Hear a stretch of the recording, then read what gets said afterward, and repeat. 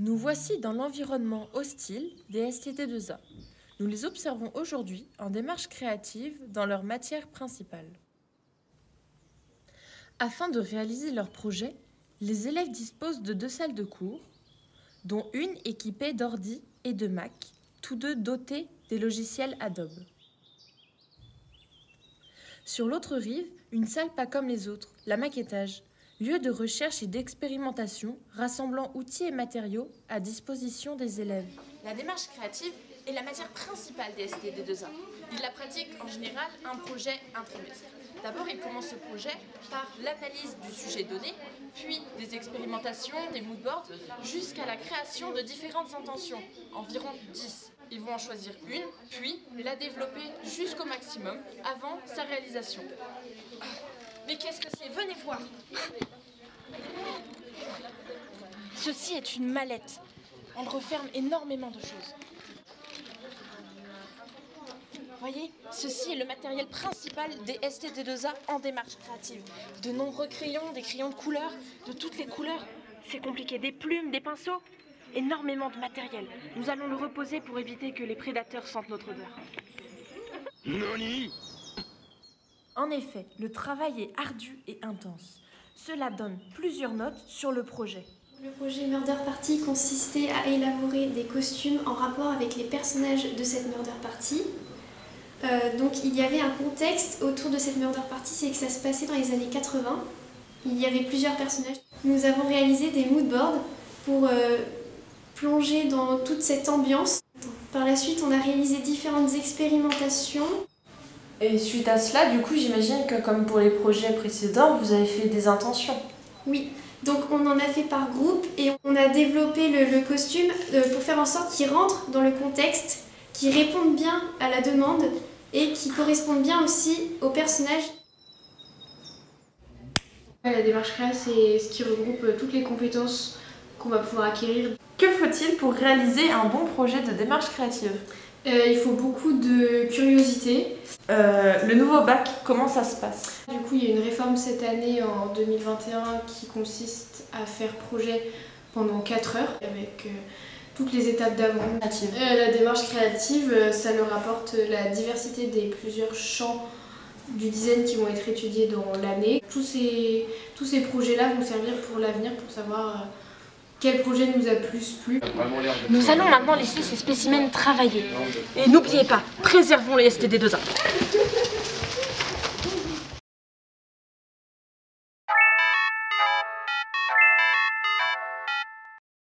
Et aujourd'hui, on retrouve Philippine qui va nous expliquer c'est quoi l'art visuel.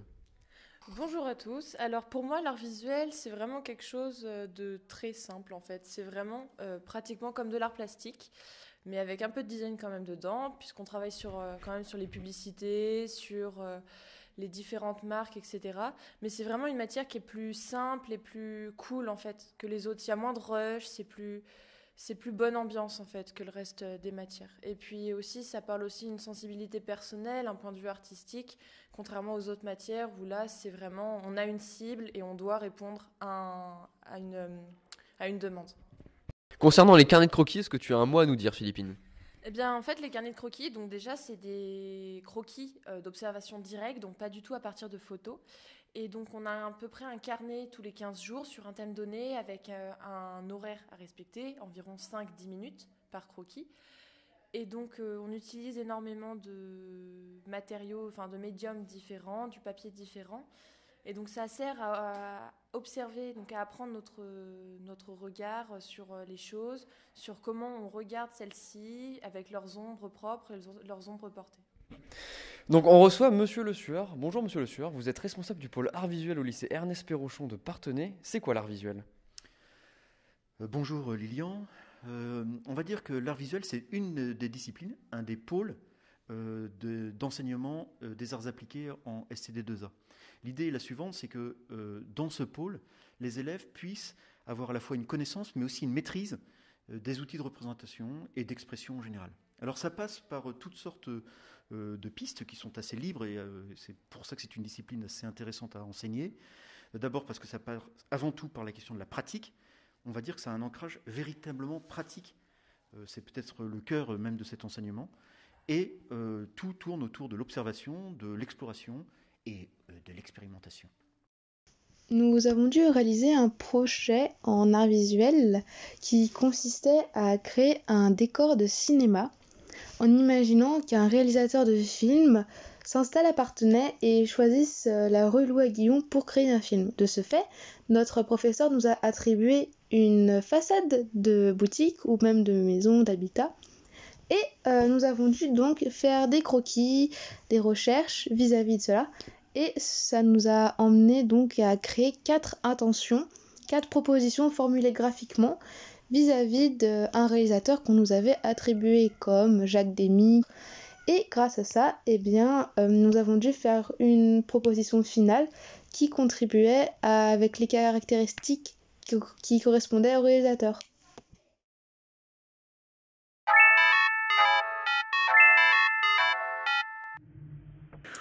Dans le monde professionnel, la place des outils numériques est grandissante. En STD2A et déjà en CCD, la découverte de logiciels de conception graphique, d'impression numérique, de modélisation 3D et de montage est très intéressante et importante. On prend le temps de découvrir certains logiciels de la suite Adobe comme Photoshop, Illustrator, Premiere Pro, After Effects, mais aussi LibreCAD, Rhinoceros, Artsteps, etc. Ça permet d'enrichir notre démarche de conception, de création et surtout de présentation. En classe de première, 2 heures sont consacrées à cette découverte qui se fait de façon transversale, en fonction des sujets que l'on développe dans les pôles technologie, démarche créative et art visuel.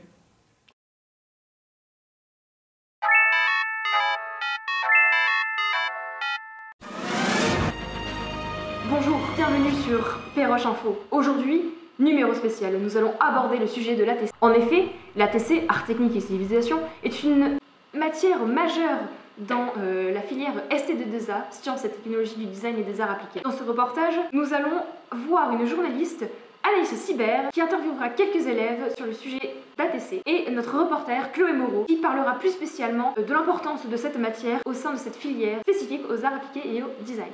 L'analyse méthodique consiste donc à analyser différents types d'objets d'étude, que ce soit dans le domaine de l'espace, du produit, du graphisme, de la mode ou même des métiers d'art et bien d'autres domaines divers et variés. Cette analyse permet à l'élève d'STD2A à acquérir une connaissance, une culture, puisque celle-ci incite notamment aux élèves à se documenter, à susciter leur curiosité, leur réflexion sur l'art et les arts appliqués.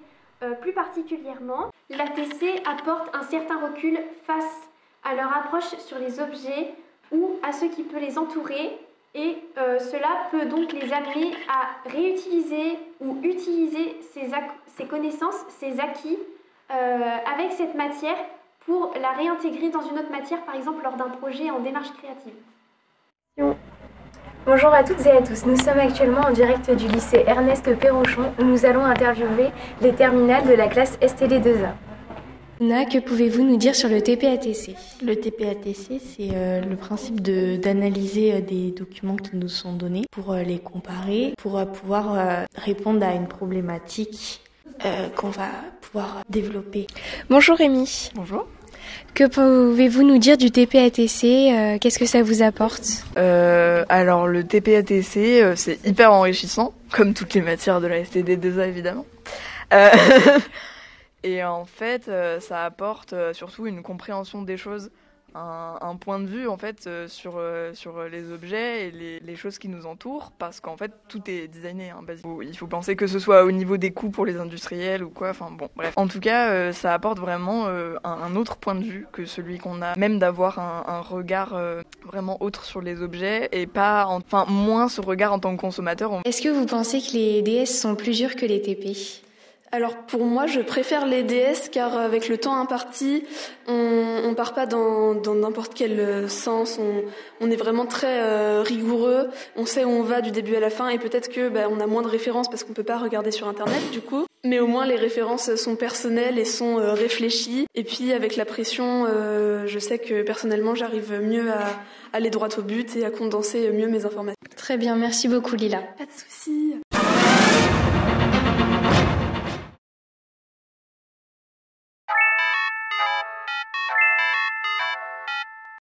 Les cours d'art, technique et civilisation sont des cours théoriques et explicatifs sur l'histoire de l'art et du design au fil des années, comprenant l'apparition des arts appliqués et des différents mouvements existants.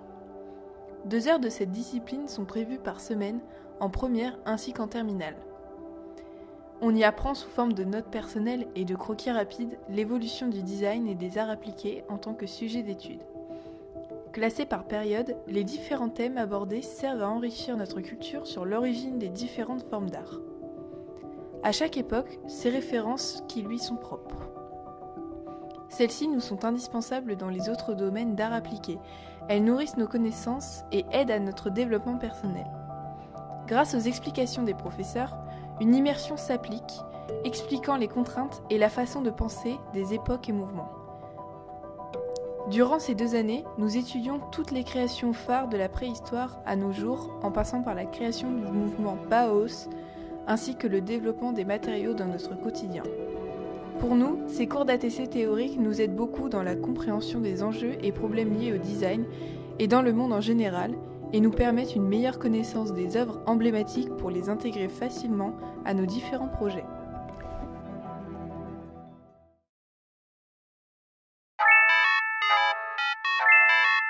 Aujourd'hui, nous allons vous présenter le TLV, aussi communément appelé Design et art appliqué en anglais. Personnellement, je pense que le TLV permet d'apprendre l'anglais tout en s'amusant parce que c'est mélangé à la pratique de créer un projet. Le TLV permet de mélanger donc l'anglais et les arts appliqués parce que plus tard on aura besoin pour notre vie professionnelle ou quoi que ce soit de travailler avec des personnes de l'étranger et donc on aura besoin d'avoir des notions d'anglais mais en art. Le TLV nous prend 1 heure par semaine et cela dure pendant 2 ans. Pour cette matière, on a 2 profs, donc un prof d'anglais et une prof d'art plastique art appliqué. I think it allows them to use the language in a more concrete way and it allows them to improve their oral and speaking skills. What I just said to allow the students to use the language in a more concrete way and to communicate more easily with each other and with adults as well. For example, this year we asked students to create a video game that had an educational purpose. For example, to create a video game that was about social issues or things like that. And I think they liked it. Don't know, but I think they did.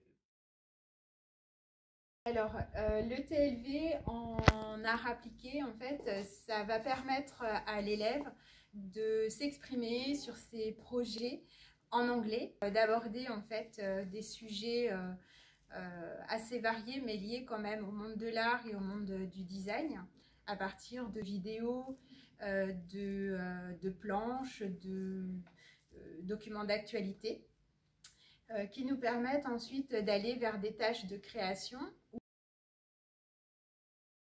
Si je prends le premier projet que nous avons fait en terminale, on a travaillé donc en anglais sur des documents sur l'espace privé à l'intérieur de l'espace public, et ce qui a amené en fait l'élève à imaginer un espace qui pouvait être un espace de restauration, un espace de détente, à travers des croquis, des planches. Et ensuite, les élèves se sont exprimés en anglais pour défendre leur projet. Donc si on prend un projet qu'on avait en première STD2A, c'était sur un tableau de Klimt. Donc pour commencer, on nous a présenté un de ces tableaux.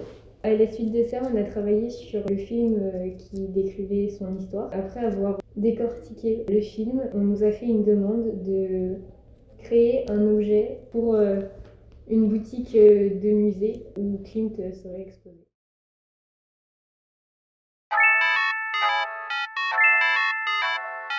Du coup, maintenant, nous, on va vous présenter les matières générales. Et promis, ça va pas être chiant. C'est parti, on vous laisse avec la vidéo. Monsieur Mikalev, professeur d'anglais, possède une patience sans faille et une collection de stylos, tous vides. Sa matière apporte une maîtrise de l'anglais et une ouverture sur le monde, particulièrement demandée dans les métiers du design. Monsieur Gallard, professeur de mathématiques, fait faire des escape games à ses élèves et possède un humour sans faille. Sa matière apporte de la rigueur dans la réflexion et l'analyse des problèmes, ainsi que de la culture scientifique pour la compréhension du monde. Madame Sarrazin, professeure d'allemand, garde son calme en toutes circonstances et à la place de ranger sa classe dans son sac. Sa matière apporte une ouverture culturelle et linguistique dans les milieux germanophones, ainsi qu'une maîtrise plus poussée de la langue allemande. Et du coup, évidemment, vous aurez aussi de l'espagnol et de l'histoire. Et de la philo et de l'EPS. Et nous revenons en direct du plateau de Quiz le Quiz. En première essai de 2A, on me passe je suis. Le papier polo. Pas du bac de français. Tout à fait. On enchaîne. Je m'arrête en seconde à l'entrée en première STD 2A. La SVT. Oui. On m'abandonne quand on passe en terminale STD 2A. La vie sociale. Non. La physique-chimie. Tout à fait, Marie.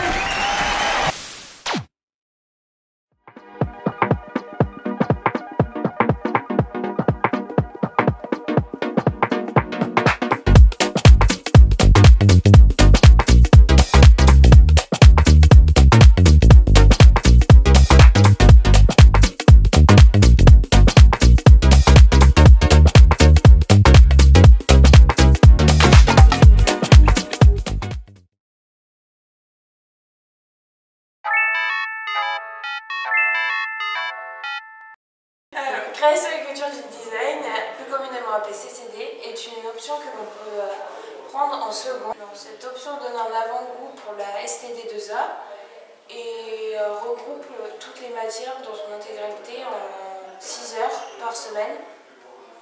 Au début de l'année, vous avez une mallette d'un total de 120 € qui vous est fournie, qui regroupe tout le matériel dont vous aurez besoin durant l'année. C'est à vous après de la compléter ou alors de remplacer ce qui ne sert plus ou ce qui est vide. Vous avez également la possibilité de faire des mini-stages pour plus découvrir cette section lors de votre 3e. Voilà.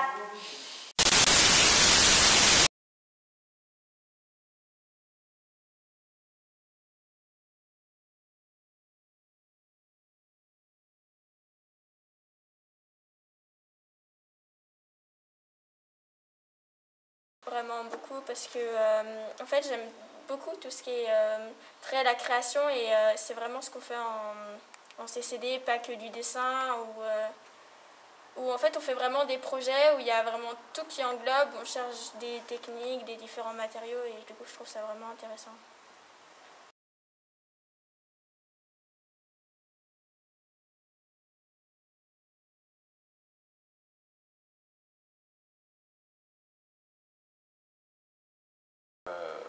Créatif, abordable au début et on apprend beaucoup de choses. Je dirais 6-7, on a fait dont une exposition à la salle blanche. Je sais pas, en fait, comment dire, la charge de travail, il y en a vraiment beaucoup parce qu'on a un carnet de croquis, on a un carnet de croquis à chaque vacances dont il faut faire 15 croquis et ensuite on a souvent du travail à faire, à finir chez soi en fait pour la semaine d'après. Mais vu comme c'est pas vraiment du travail comme ça pourrait être des exercices de maths ou autre, en fait c'est du travail vraiment créatif. Du coup, je trouve que c'est plus agréable vraiment à faire et c'est pas à compter comme... Moi je m'y attendais, on m'avait déjà briefé.